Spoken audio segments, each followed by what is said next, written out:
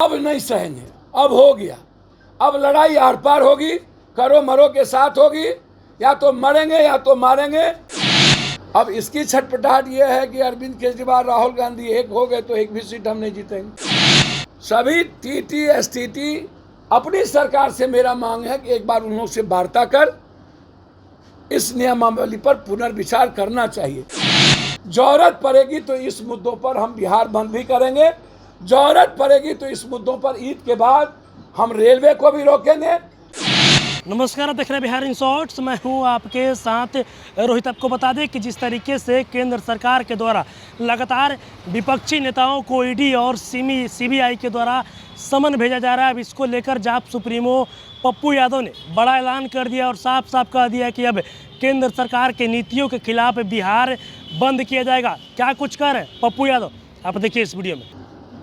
पहली बात तो ये है, हमने और मेरी पार्टी ने अब निर्णय ये लिया है कि पानी सर से ऊपर जा चुका है इस कंट्री में बीजेपी की गवर्नमेंट का।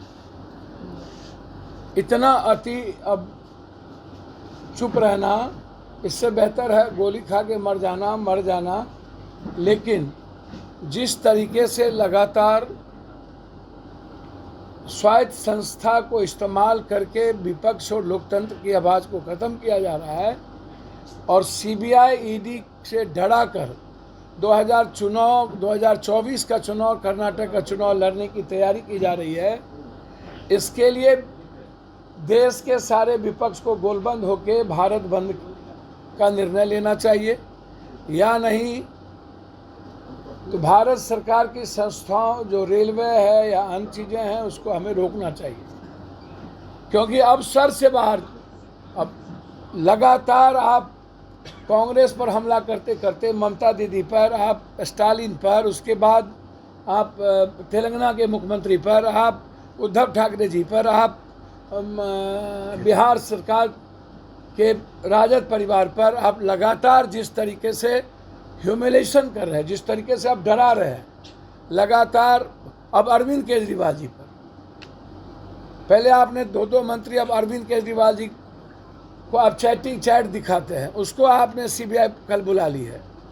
अब मुझे लगता है कि अरविंद केजरीवाल जी क्या वैश्य नहीं है? यदि जैन वैश्य है, ओबीसी है, और यदि वो क्रिकेट वाला कौन जो भाग गया सट्टा बाजार, ललित मोदी यदि वैश्य है तो अरविंद केजरीवाल जी भी ओबीसी है, वो भी वैश्य है। तो नरेंद्र मोदी जी को, अमित शाह जी को वैश्य पद क्यों नहीं रहा है? अरविंद केजरीवाल ने घोटाला किया या नहीं किया, उनके मंत्री जेल गए। अरविंद केजरीवाल काम तो ठीक ठाक कर ही रहे हैं। और अब सबसे बड़ी बात है कि आज़ाद हिंदुस्तान के बाद दिल्ली का 7 लोकसभा जिस दल के साथ रहता है, देश का पीएम वही बनता है। अब इसकी छटपटाहट यह है कि अरविंद केजरीवाल राहुल गांधी एक हो गए तो एक भी सीट हम नहीं जीतेंगे। तो पहले अरविंद केजरीवाल को बड़ी फंसा लो। हम और हमारी पार्टी अरविंद केजरीवाल को राहुल गांधी जी के बाद, और राहुल गांधी जी के घर को जिस तरीके से इन्होंने खाली करवाने का प्रयास किया है, यह अनडेमोक्रेटिक है, यह डेमोक्रेसी इसकी इजाज़त नहीं देती है। इस तरीके से कोई भी संघीय व्यवस्था में संस्थाओं का, लोकसभा का इस्तेमाल का, चेयर की कुर्सी स्पीकर ने गलत इस्तेमाल किया है। आज तक किस ग्राउंड पर बीजेपी के सारे नेता सुरक्षा के आधार पर आपने कोठी दी हुई है, और आप विपक्ष को 2 साल का ज़बरदस्ती सजा करवा दिया, और उसके बाद अब लगातार विपक्ष को समाप्त करने की 2024 के बाद तैयारी। इसीलिए हमारी पार्टी ने यह निर्णय लिया है 3 इशू पर। पहला इशू यही थी। दूसरा इशू था कि जो बात उन्हीं के गवर्नर ने जो पुलवामा के बारे में चर्चा और सवाल उठाई है, मैं उसी बात को रिपीट करता हूं। और मैं ये बात बार बार कहा हूं कि इतने सैनिक की शहादत को लिया गया है दोबारा प्राइम मिनिस्टर बनने के लिए। पुलवामा की घटना, अब देश में यह सवाल खड़ा, मैं ये तो नहीं कहूँगा जो उनके गवर्नर जो थे उन्होंने कहा, मैं पुलवामा की घटना की जांच चंद्रचूड़ जी से सर्वोच्च न्यायालय के 5 सदस्यीय जज से करने की मांग करता हूँ। 5 सदस्यीय पुलवामा की घटना, देश में सैनिकों का बलि सिर्फ सत्ता के लिए चढ़ा दिया गया। अभी आतंकवादियों ने 4 सैनिक को मार करके कैंप से निकल गए और अभी तक आतंकवादी नहीं मिले, आतंकवादी फिरार हो गए। पुलवामा में RDX कहाँ से आया, क्या आया, इसकी जांच आज तक क्यों नहीं हुई? इसीलिए जो सवाल उठाए गए हैं उनके पूर्व गवर्नर के द्वारा, मैं इसको सुप्रीम कोर्ट के जज से मांग करता हूँ। तीसरा, मैं सरकार से, अपने सरकार से आग्रह करता हूँ, नीतीश कुमार जी से, जो STT, TET, इन सारे नियोजित शिक्षक के बारे में जो निर्णय लिया गया, मेरा आग्रह है कि आप सभी नियोजित शिक्षक TT, STT, CTET सबके के लीडर को, 4 आदमी को बुला करके आप वार्ता कर लेते और तब नियमावली की कोई बात करते तो सबको समझ में आती। मैं चाहता हूँ कि एक बार पुनः नियमावली पर सरकार को गंभीरता से विचार करना चाहिए। 4 लाख नियोजित शिक्षक, एक IAS आज यदि एग्ज़ाम देगा तो वो पास नहीं करेगा। यदि आप टीचर से आज एग्ज़ाम दिलाएंगे और वो 80-90% फेल कर जाएगा और फिर ये सेंटर जहाँ जाएगा ऑनलाइन, या सेंटर जहाँ होगा ऑनलाइन, सबसे बड़ा घोटाला।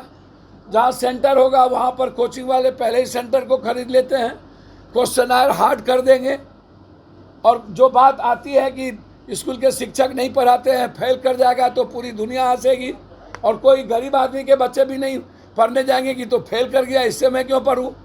तो आप इससे तो 4 लाख जो नियोजित शिक्षक है उसके सम्मान पर पड़ेगा ना, बिहार पे पड़ेगा ना। पूरी दुनिया कहेंगे फेल कर गया इसका टीचर, ये तो उसका अपमान होगा।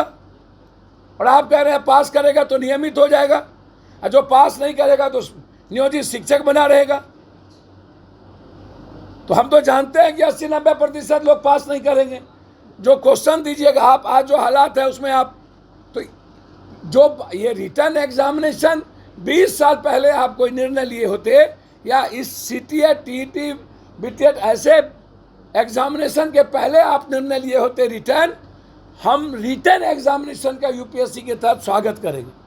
हम भी चाहते हैं इस हिंदुस्तान में ओरल इंटरव्यू, इसके आधार पर कोई भी नियुक्ति ना हो, रिटर्न एग्जामिनेशन की नियुक्ति हम लोग चाहते हैं। लेकिन ये जो 2 घटना है, 4 लाख नियोजित, और तत्काल जब आप नियुक्ति पत्र दे रहे थे, एग्ज़ाम ले लिए, आपने एक पॉलिसी बना करके हाईकोर्ट को दे दिया, और उसके बाद अंतिम समय में यह आपने निर्णय लिया, तो जो 4 लाख 4 सालों से इंतजार कर रहे हैं और वो तंग हो रहे हैं, अब यदि उसका रिटर्न एग्जामिनेशन आप लीजिएगा तो ये 4 लाख भी गायब, वो 4 लाख भी गायब, ये तो मरेंगे। तो हम एक बार चाहते हैं कि सभी TT, STT अपनी सरकार से, मेरा मांग है कि एक बार उन लोग से वार्ता कर इस नियमावली पर पुनर्विचार करना चाहिए। ये हमारे 3 मुद्दे थे। पहला मुद्दा था कि अत हो गई, पानी सर से बाहर चला गया, CBI, ED के द्वारा पूरे देश की डेमोक्रेसी को ख़त्म, 2024 के चुनाव लड़ने की तैयारी, राहुल गांधी, ममता दीदी से लेकर तेलंगाना से लेकर के महाराष्ट्र, बिहार, और अब अरविंद केजरीवाल, मतलब दिल्ली का सीट जीतने के लिए अरविंद केजरीवाल को टारगेट करना, यह डेमोक्रेसी के लिए खतरा है। इसीलिए हमारी पार्टी, पुलवामा की भी सर्वोच्च न्यायालय से जांच, हमारी पार्टी पूरे प्रदेश में 1 दिवसीय धरना का कार्यक्रम इन तीनों मुद्दे पर कि हमारी सरकार चीज़ों को वापस ले, CBI, ED के द्वारा अब नहीं चलेगा, और इस लड़ाई की शुरुआत हम सभी विपक्षों से मांग करते हैं कि एक साथ होकर लड़ें। जरूरत पड़ेगी तो इस मुद्दों पर हम बिहार बंद भी करेंगे, जरूरत पड़ेगी तो इस मुद्दों पर ईद के बाद हम रेलवे को भी रोकेंगे, लेकिन अभी पटना से हमारा आंदोलन का कार्यक्रम शुरुआत होगा। पहला होगा 1 दिवसीय धरना, दूसरा होगा पुतला दहन, तीसरा होगा उपवास गांधी के मूर्ति के पास इसी पटना में, चौथा होगा पूरे बिहार में उपवास, पांचवा होगा रेल रोको, छठा होगा बिहार बंद। अब नहीं सहेंगे, अब हो गया। अब लड़ाई आर पार होगी, करो मरो के साथ होगी, या तो मरेंगे या तो मारेंगे, यही लड़ाई अब होगी, दूसरा कोई रास्ता नहीं है। डेमोक्रेसी और विपक्ष को बचाने के लिए बीजेपी सरकार के खिलाफ आर पार का हम ऐलान करते हैं। अब ये युद्ध होके रहेगा, बस पुलवामा की जांच। धन्यवाद। तभी आपने देखा जो जाप सुप्रीमो पप्पू यादव हैं, उन्होंने साफ साफ कहा कि केंद्र सरकार ईडी और सीबीआई का दुरुपयोग करके जानबूझकर विपक्षी नेताओं को परेशान किया जा रहा है। और पप्पू यादव ने साफ साफ कह दिया है कि ईद के बाद अब बिहार बंद किया जाएगा। और वही नहीं, उन्होंने ये भी कहा कि बिहार बंद किया जाएगा और उसके साथ ही साथ रेलवे को भी रोका जाएगा, यानी रेल के चक्का को भी जाम किया जाएगा। और भी क्या कुछ कह रहे थे पप्पू यादव आपने इस वीडियो में देखा। बस इसी तरह की तमाम खबरों के साथ आप मेरे साथ जुड़े रहें। तब तक के लिए धन्यवाद।